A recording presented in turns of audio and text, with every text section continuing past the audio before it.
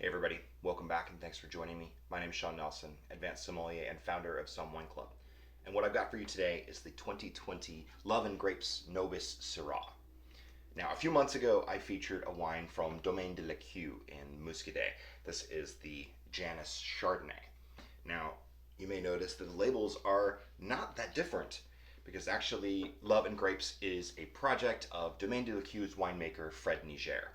This is a project that, from what I can find, started in the mid 2010s. About 2015 is the first vintage of Nobis that I could find when yields and frost in Muscadet damaged the Melon de Bourgogne varieties to the point where Fred was not really able to make very much wine. So he started a project collaborating with other winemakers in France and Italy that share his philosophy in minimal intervention and sustainable viticulture, and started making collaborative wines in different parts of Europe. So the Nobis Syrah comes from the southern Rhône Valley.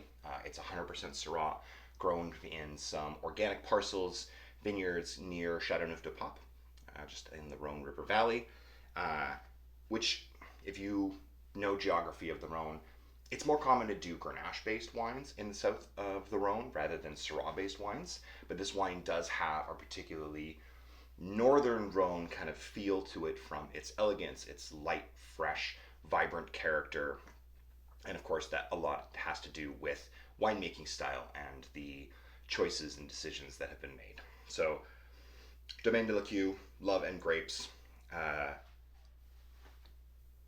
really drinkable, crushable, refreshing styled wines. This wine is all unfined, unfiltered, minimal sulfur additions, really just intentionally capturing the energy and the liveliness of the fruit.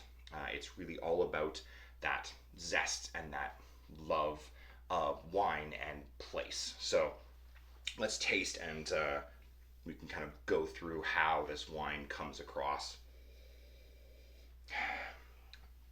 2020 vintage, so little bit of age here. We're into 2023 and almost 2024 now. I can't believe that. But it's still showing very youthful. Lots of bright red fruit, juicy raspberry, red cherry, a little bit of black fruit too. There is some kind of warm spice character here. Syrah for me often has this characteristic black pepper spiciness to it.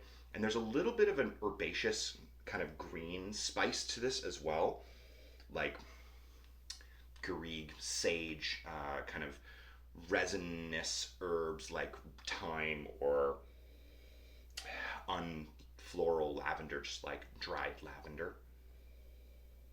There's no oak presence here.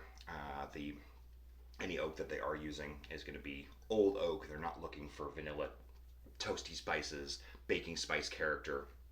Again, all about freshness and vibrancy, and making something that is insanely drinkable.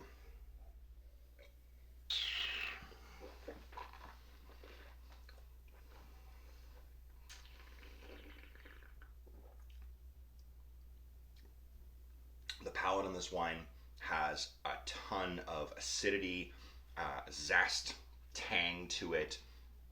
You get that kind of acidity first, makes your mouth water, just an explosion of juicy, tangy red fruit.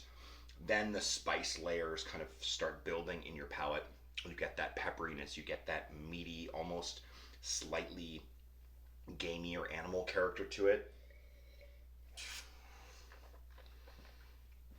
There's this slightly earthy backbone to it, like woodsy earth, bark, moss, dried forest floor, dried leaves, kind of as an undertone to give a contrast to the fruit.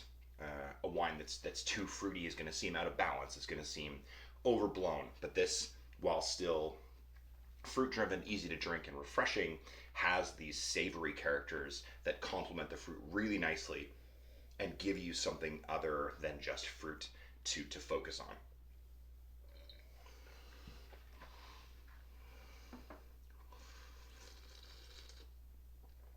I pulled this right out of my Eurocave, so this is sitting at 12 and a half, 13 degrees. You could even go a little cooler with this wine if you would like. Put it in the fridge for 10-15 minutes before you open it. If it's at room temperature, maybe put it in for 20, 25 minutes because you want it down to 12. Probably, I think, is a really comfortable place to serve this wine. Uh, doesn't need a big glass. You can use a Pinot Noir glass if you want to. I'm just using my standard, just Riedel universal white wine glass because I find them really good for tasting. But for actually sitting down and drinking, you might want something that highlights the more aromatic character of this wine with those kind of, like I said, juicy red fruits and a little bit of this red floral character as well. So there's no wrong glass here, except for maybe a big, gigantic Cabernet glass, because you're going to lose a lot of the subtlety in this wine if you use something like that. There is still tannin here. There's still structure, but it is so well integrated, so soft and supple that this is not a wine that's crying out for like a big, dense food. This time of year, I love lighting some candles in my little fireplace and putting together a big charcuterie spread, different cured meats and cheeses, and something really casual, something easy drinking. Board game night. Like, invite some friends over. You can drink this wine. You can talk about whatever fancies you. And probably this wine, because it's just really enticing, I think, is the best way to describe this. It makes you want to keep going back to it, and it's almost gone, which is a good sign. Like I said, as usually, when I get to the end of a video and there's no more wine in my glass, that's generally a good sign. Cellaring potential here, you have a couple more years where you can start to see a little bit more development and aging, but I think that this wine is perfect right where it is, kind of in that midpoint of fruit and earth, and delicious, well integrated tannins, acid, alcohol, juiciness. So drinkable. I'm excited to have discovered this wine.